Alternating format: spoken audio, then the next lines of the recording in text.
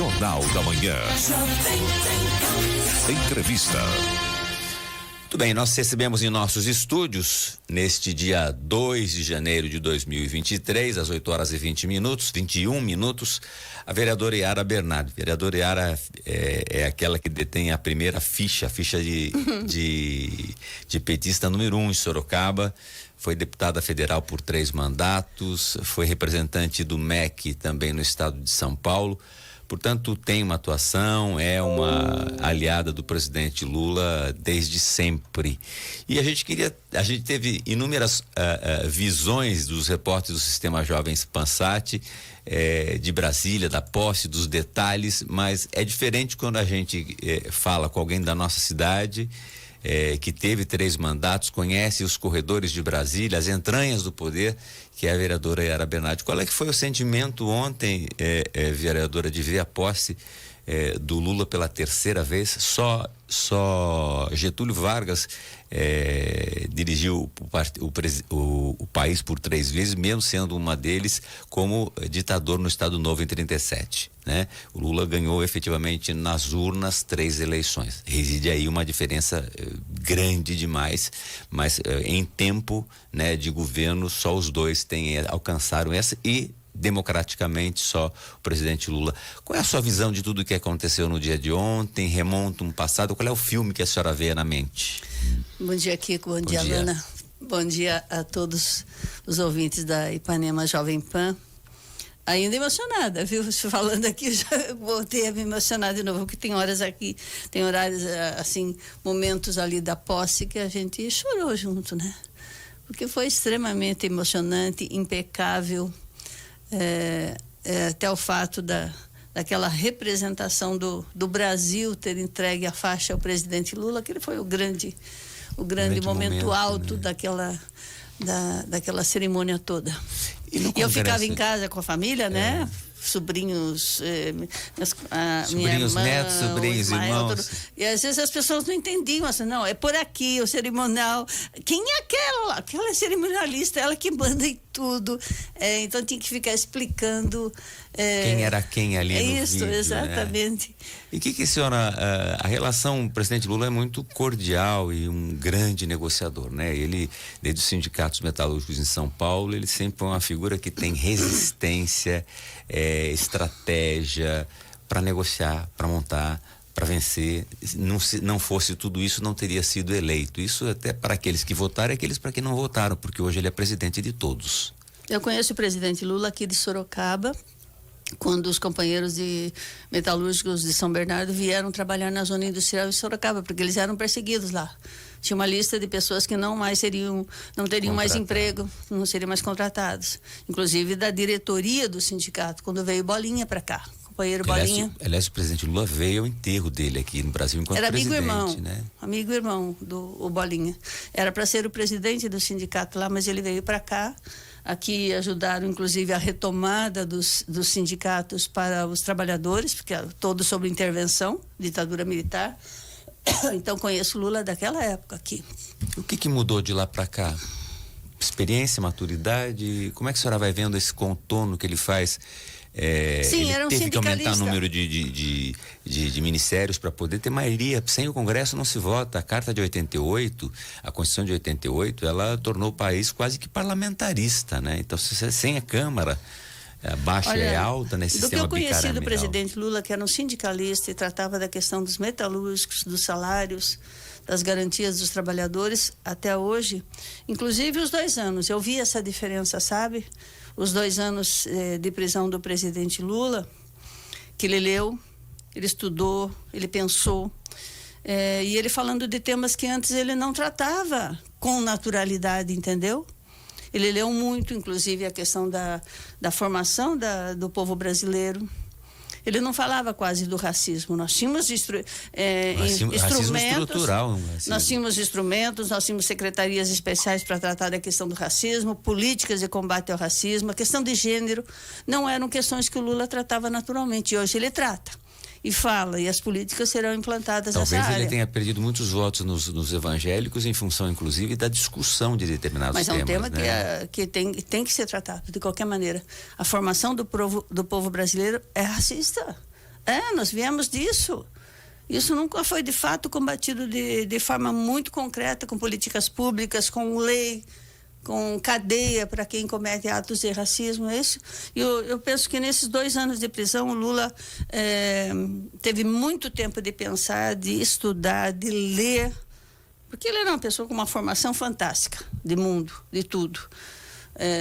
E tem títulos de honoris causa aí das melhores universidades do mundo.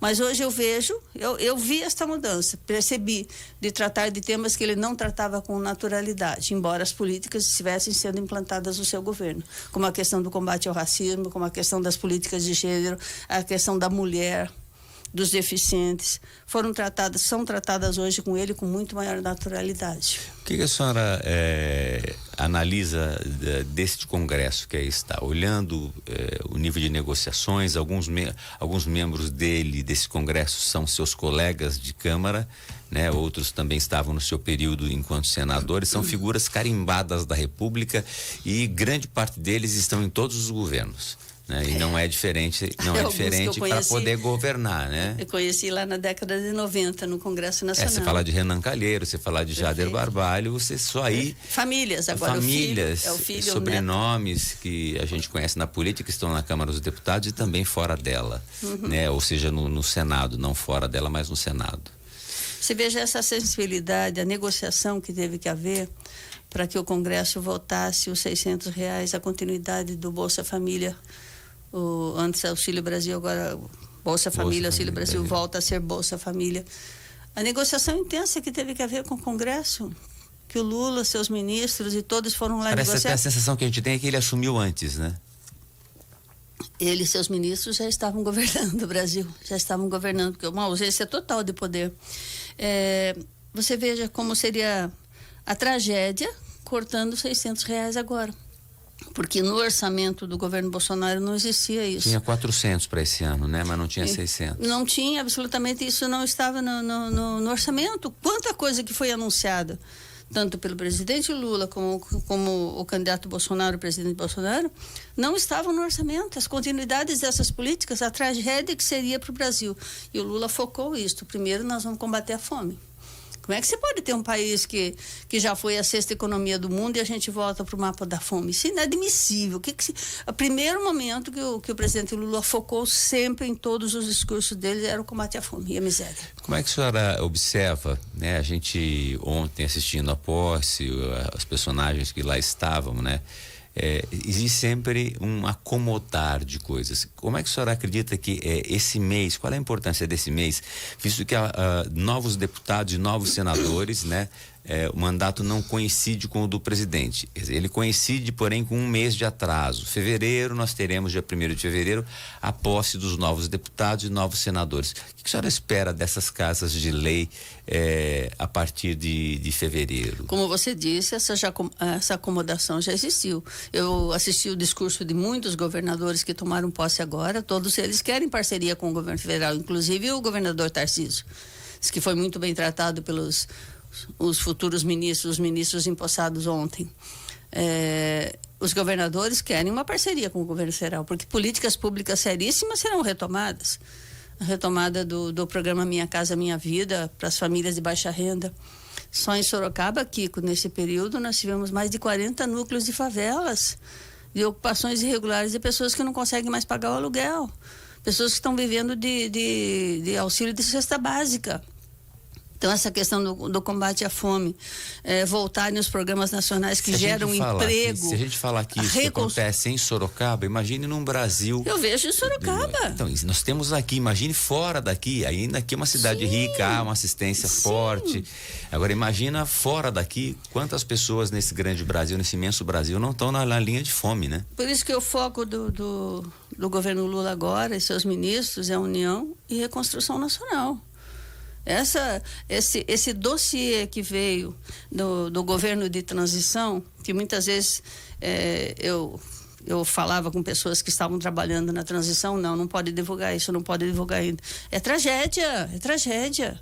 Por isso tem que haver unidade nacional com os governadores, as assembleias legislativas, o Congresso Nacional, como você disse, que essa acomodação já está acontecendo, de reconstruir o Brasil.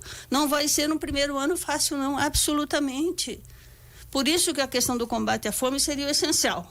Como é que você vai querer reconstruir, discutir indústria nacional e não sei o que, com a fome no Brasil imperando? Nós temos aí números, aqui eu anotei ontem, que foram passados. Vamos guardar os números para daqui a pouco? Vamos só para o intervalo e voltamos para falar os números. Eu deixo então. Claro, vamos a um rápido intervalo comercial. Que comanda a rádio, né, e vamos, às vezes. Vamos tomar um café Celso, produtos da Padaria Real, e daqui a pouco a gente volta com essa entrevista falando um pouco de posse, né? Com a visão de alguém que já foi deputada do Partido dos Trabalhadores, do presidente Lula, com essa visão. Temos números aqui que a gente vai divulgar e conversar para que a gente possa entender um pouco mais o que está acontecendo nesse imenso Brasil. A gente volta já.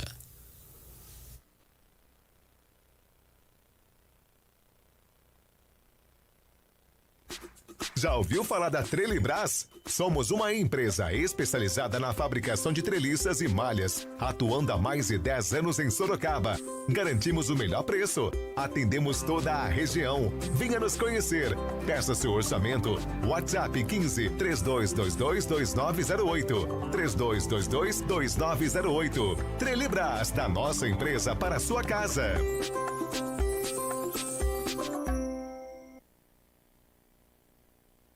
Os melhores programas do Brasil na Pan Sorocaba. 10 da manhã, as mais pedidas. Jovem Pan. Os 10 sons que bombam na Pan. E às 11 da manhã, Rock and Pop Jovem Pan. Manhã da Pan Sorocaba. Prêmios, interatividade e a galera da Pan invadindo as ruas. Jovem Pan. As mais pedidas e Rock and Pop. De segunda a sexta, a partir das 10 da manhã, na Jovem Pan Sorocaba. Jovem Pan.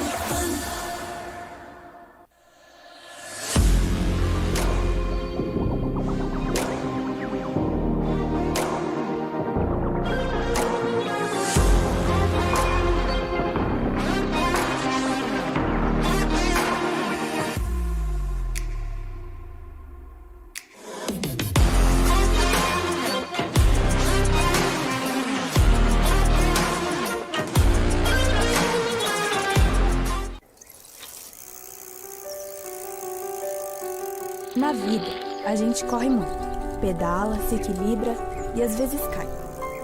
Mas se levanta. O importante não é o destino, e sim a caminhada. Nela, entendemos que cada um vai para lugares diferentes. E com o apoio certo, esse lugar vai ser sempre o melhor a se chegar, independente de nossas escolhas. Colégio Ser. O melhor caminho é o que fazemos juntos. A qualquer momento, a Jovem Pan invade as ruas. Invasão Jovem Pan. Prêmios e muita animação com as lindíssimas gatas da Pan. Invasão Jovem Pan. Você já tem o novo app da Pan? Baixe agora no seu smartphone e ouça a Jovem Pan em qualquer lugar do mundo. Em Brasil. App da Jovem Pan Sorocaba. Disponível para iOS e Android.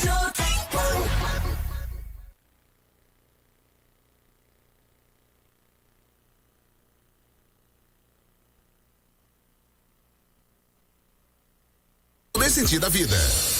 Bom dia da Padaria Real.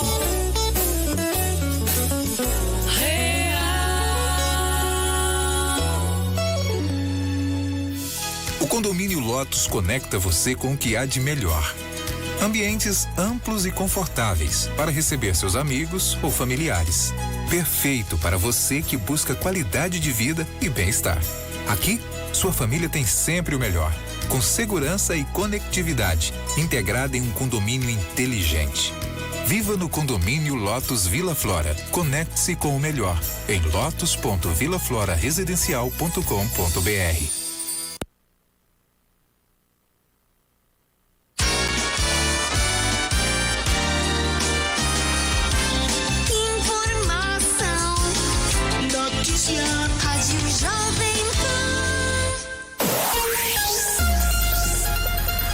8h35. Eu repito, 8h35. Colégio Ser, do infantil ao pré-vestibular.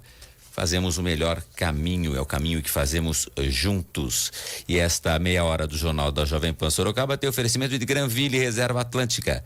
2 e 3 dormitórios com suíte a 5 minutos de Guatemi. Acesse granvillereservaatlântica.com.br. Muito bem, nós estamos entrevistando aqui a ex-deputada federal por 3 mandatos, atual vereadora aqui em Sorocaba, a professora Yara Bernardi, ela que inclusive no primeiro governo do presidente Lula, primeiro ou segundo, trouxe a Universidade Federal de São Carlos aqui para Sorocaba. Foi um momento de muita expansão. 6 institutos federais para a região. Eita, calma aí. Quais as cidades? Boituva, Salto, São Roque, Capivari, Itapetininga, Sorocaba. Esqueci de alguém? São 7, já vou lembrar. Tudo bem. Realmente foi de muita expansão, São né? Roque. Foi um momento de muita expansão, né? Mas é que a gente lembra muito da UFSCar, né? E tem esses outros centros de educação que vieram para cá. O presidente dos sindicatos metalúrgicos sempre coloca essa questão que nós recebemos aqui novos investimentos de novas empresas, porque aqui tem mão de obra bem formada. Na região, não só em Sorocaba, institutos federais e a Universidade Federal de São Carlos com 2 polos. 2 polos, né? Então nós temos mão de obra. Quadra, né? Quadra e... Que quadra, rapaz? É Campina, você falou outro dia. Campina do Monte Alegre? Campina do Monte Alegre e Buri. Tá. Então, desculpa aí. Quadra aqui mais pertinho, lá naquela área que era mais pobre do estado de São Paulo. Tudo bem. Vereadora, a senhora ia falar números, eu interrompi. Eram números importantes que eu gostaria que a senhora compartilhasse com o nosso ouvinte aqui da Jovem Pan. Olha, assim, foi prometido pelos 2 candidatos no final de governo, na campanha, que nós teríamos uma campanha de combate à fome, o Bolsa Família ou o outro nome que o antigo presidente... Auxílio Brasil. O Auxílio Brasil. Mas nós tínhamos aqui mais de 700 mil mortos de Covid e as famílias e milhares de órfãos do Covid. 125 milhões de pessoas no Brasil com algum grau de insegurança alimentar, pelo desemprego, por tudo. E 33 milhões também passando fome. E precisou negociar com o Congresso, precisou intensas negociações para se manter os R$600 que todos prometiam que teriam. Parece que os deputados não estavam nem um pouco preocupados com a fome no Brasil, eles estavam preocupados no espaço que iam ter no governo. Aliás, e o isso orçamento secreto e as emendas parlamentares, que eu sempre coloquei para você aqui. Isso é um crime, essa questão desse orçamento secreto, os parlamentares aqui despejando dinheiro sem política direcionada. Agora mudou, né? Metade só e tem que ser impositivo. Que eram retiradas dos programas federais. Esses sim atendem. Emenda é uma questão pontual. Ela vem naquele momento, constrói um prédio, pá. Não é política permanente. Eu sempre falava aqui, a minha tarefa como deputada nos 3 mandatos era trazer as políticas públicas para cá. E não simplesmente emenda. Porque o deputado parece que virou caixeiro viajante de trazer dinheiro de emenda parlamentar. E de um orçamento secreto que as pessoas não sabiam para onde iria. E com deputados privilegiados. Muito desvio e corrupção com isso. Que agora vai ser apurado. Vereadora Yara Bernardi, eu quero colocar um conteúdo aqui para a gente ver um pouco do momento de emoção do presidente Lula, a nossa querida Alana. Ele está chorando, mas quem está ouvindo não vai chorar. Vamos ver se a voz embarga. Você se emocionou e eu me emocionei. Todos nós. Todo mundo se emociona, né? Com uma história dessa de vida, é uma coisa muito bonita, né? Vamos a esse conteúdo, esse texto aqui do discurso do presidente no parlatório, no momento em que ele se emociona. Vamos ver se a gente tiver ausência da emoção no áudio, a gente transmite aqui e conta a história para quem está ouvindo. Vamos lá. Nesses últimos anos, o Brasil voltou a ser um dos países mais desiguais do mundo. Há muito tempo não víamos tamanho abandono e desalento nas ruas. Mães garimpando lixo em busca de alimento para os seus filhos. Famílias inteiras dormindo ao relento, enfrentando o frio, a chuva e o medo. Crianças vendendo bala ou pedindo esmola, quando deveriam estar na escola, vivendo plenamente a infância que tem direito. Trabalhadores e trabalhadoras desempregados, exibindo nos semáforos cartazes de papelão com a frase que nos envergonha a todos: por favor, me ajuda. Nesse momento o presidente se emociona, enxuga as lágrimas aqui. Ele que já passou fome, né? Veio do Nordeste, conta histórias aí da vida Até dele. nessa cidade aqui, que é tudo mega, super, hiper, a gente tinha... Não, você reconhece que tem aí algo em torno de 30, 40 mil habitantes em Sorocaba que está numa linha de fome? Claro, estou falando para você, mais de 40 núcleos de ocupações irregulares aqui, novas favelas em Sorocaba que nós não tínhamos, moradores em situação de rua, famílias passando fome. Não queiram ignorar essa situação em Sorocaba também, no estado de São Paulo. A gente ia para São Paulo, via Praça da Sé, aquela região inteirinha tomada por barracas, pessoas morando em barracas. Não tinha mais programa habitacional para famílias de baixa renda, não tem mais. É para cima de 3 salários mínimos. Então, esses programas têm que voltar. Agora, como eu repito aqui, é um programa, o governo do presidente Lula é um governo de união, que pede a união de todos e reconstrução nacional. Não será um primeiro ano fácil. Terá de ter muita resistência, né? Porque a união vem aos poucos e algumas pessoas que não sentem a carência de alimentação e outros assuntos, talvez não se sensibilizem. Isso é importante porque não é mais o presidente do PT, é o presidente do Brasil, como era o presidente Bolsonaro e como serão sempre, né, os presidentes do Brasil, e que salve aí a democracia e a sua alternância de poder, não é? Sim, e políticas que o presidente Lula apresentou agora, que serão as prioritárias: gerar empregos, reajustar o salário mínimo, baratear o preço dos alimentos, retomar os investimentos na educação, cultura, na ciência. Programa Minha Casa Minha Vida, que emprega a gente. A senhora vai aliás, a senhora vai ter um combate duro na Câmara Municipal de Sorocaba agora para defender o governo Lula. É uma realidade. A senhora está preparada para isso? Eu já fazia isso. Mas agora mais, até né? Porque os vereadores relembrassem os programas que nós tínhamos e nós não temos mais. Não pode você ficar a vida inteira, ser o único programa social e distribuir cesta básica, não pode. Reconstrução nacional, e a gente precisa de união. Meus colegas vereadores, eu acho que estão sensibilizados para isso. Olha, tem perguntas aqui para a senhora. Ele sempre me pergunta, Sorocaba não vai ser boicotada, né? Você vai abrir espaço para nós lá, você vai pedir emenda para não sei o quê. Eu falei, eu vou trazer as políticas nacionais, vou fazer o possível para ser esse elo aqui para Sorocaba, para que as políticas públicas venham para cá. Nenhum governador, nenhum estado será discriminado.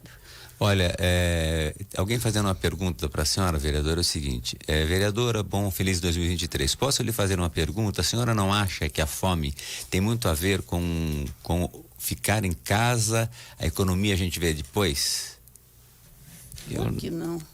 Claro que não. A gente teve esse desastre no Brasil, que foi o negacionismo, em Sorocaba também. O negacionismo de se negar a vacina, de se negar que ficasse em casa, que as pessoas usassem máscara. O presidente que passou fez tudo isso. E nós tivemos mais de 700 mil mortos aqui, os órfãos de Covid hoje.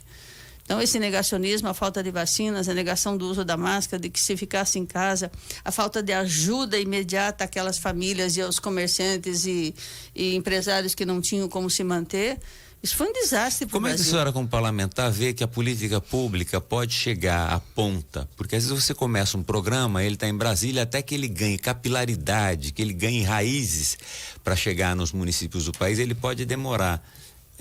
A senhora acredita que a gente possa, já este ano, embora seja um ano de sacrifício, um ano em que a economia, já a previsão era de um crescimento mínimo, de inflação, de uma série de coisas que vão ter que se encaixar, né?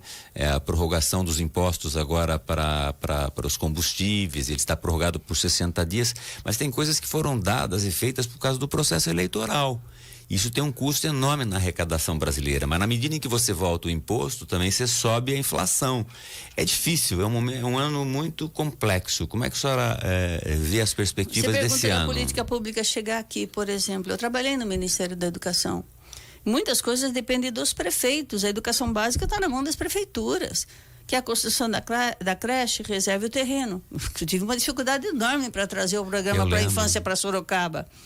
O Minha Casa Minha Vida, você tem que reservar o terreno, tem que acompanhar a construção, fiscalizar as obras.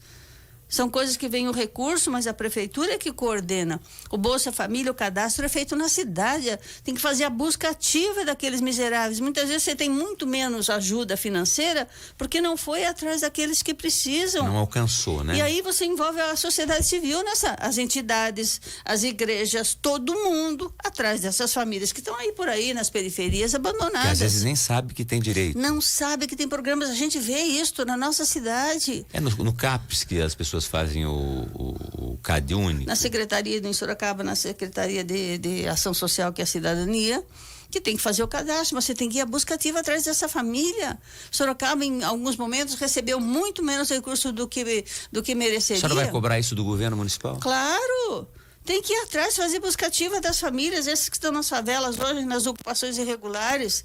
Todo mundo pode ajudar nisso. As entidades sociais, muitas vezes, que só pensam assim, vou levar alimentação, mas tem que levar todos os outros programas que fazem parte do... Tem que a criança está na escola, tem uma série de coisas que acontecem junto. O Bolsa Família era ligado a tudo isso, a vacina, era ligado a criança estar dentro da escola, ela não faltar, não ter um número determinado de faltas, tudo isso eram programas coordenados, que as prefeituras têm que ir atrás.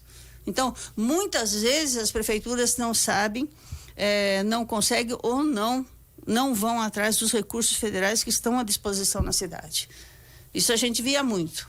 Não se insere naquele programa de combate ao trabalho infantil, por exemplo, a cadastrar as pessoas no CAD único, para que eles recebessem todos os outros, os BPCs, as pessoas que teriam benefício de prestação continuada, os deficientes, os idosos. Tem política para tudo. Pois é, tinha. O que nós tivemos agora, e o presidente Lula disse, é verdade, que virá o resultado das pesquisas do trabalho dos grupos de transição, foi uma desconstrução terrível, que nós temos que reconstruir. Por isso união e construção. União e reconstrução das políticas sociais nesse país, do emprego, da renda, do atendimento às famílias, da educação, da cultura, das políticas de combate ao racismo, de tudo isso que foi destruído neste país. Vereadora, eu quero agradecer. E rapidamente, viu? Em 4 anos se destruiu aquilo que tinha daquilo que dizia o dia a dia das pessoas, das famílias e dos cidadãos. Vereadora Yara Bernardi, eu quero agradecer muito a senhora por essa conversa. Já terminou nossa entrevista? Já terminou nossa entrevista. Não, a gente vai até amanhã, até domingo. Eu adoraria falar com a senhora mais e mais. Mas quero desejar aí boa sorte, né? Ao presidente Lula, ao nosso presidente, né? Para que o Brasil nosso presidente, possa que os governadores sejam adiante. Parceiros, que os deputados estaduais, os vereadores sejam parceiros. Ajudem nesse projeto de união, de unidade que o presidente Lula pediu tanto e de reconstrução nacional. Não será um ano fácil. A senhora vai cobrar aqui da Secretaria de Cidadania esses cadastros, a atualização de tudo isso? Como é que está? A senhora pretende oficiar ou questionar? Eu assisti um grande encontro, acho que foi no mês de agosto, setembro, na Secretaria de Cidadania com as entidades, com o desembargador Dr. João Batista, que trabalha com esse tema, e entraram técnicos do governo federal falando dos programas que o Sorocaba não tinha aderido. Olha, vocês não estão recebendo recurso aqui, vocês não mandaram os dados desse programa. Então, tem que ser muito ágil, ter bons técnicos nas secretarias para acessar todos esses programas que virão, que serão reconstruídos. Tem que pesquisar, né? Tem que estar em cima Isto! Para não deixar de receber. Áreas, a criança, o idoso, o deficiente, a família com fome, tudo isso. Existe uma rede, né? Saúde mental, toda uma rede que você tem recursos e que esses programas serão reconstruídos. E cheguem aos interessados. Cheguem aos interessados. Combate à fome. Muito bem. Se eu não cadastro a pessoa, se eu não vou fazer a busca ativa, como eu coloquei aqui, essas famílias estão por aí desamparadas, vivendo só de cesta básica que alguém doa, que uma entidade doa. Perfeito. Vereadora, muito obrigado. Sucesso aí. Eu quero agradecer a senhora, porque a Jovem Pan Sorocaba foi uma das únicas, aliás, Sorocaba foi a única, na região toda. A gente tinha uma entrevista com o presidente Lula, agendado, ainda candidato, e era uma entrevista de 20 minutos e ele acabou ficando 1h30. Essa entrevista foi conseguida diante do seu trabalho. Foi excelente aqui. Eu quero agradecer desde sempre, né, a possibilidade da gente ter trazido a opinião do presidente Lula ainda na sua pré-campanha. Muito obrigado, viu? Um grande dia para a senhora e que o Brasil seja realmente abençoado, para que a gente possa diminuir tudo aquilo que há de mal nesse país e que a gente possa melhorar todos. Porque se um não melhora, alguém ficou para trás, a gente não é um país legal, a gente não é um país importante. O importante é fazer com que todos os nossos irmãos estejam no mínimo de uma condição de vida, se alimentando, as crianças estudando, e é isso que a gente espera para o Brasil, para que ele deixe de ser um país do futuro e seja um país do presente, vereadora. E que estejamos todos juntos, unidos para essa reconstrução nacional. De todos os partidos, de todos os credos, cores, gêneros, raças. 8h50, nós vamos a um intervalo comercial e voltamos já. Você está ouvindo o Jornal da Manhã da Jovem Pan Sorocaba. Já já, mais notícias para você.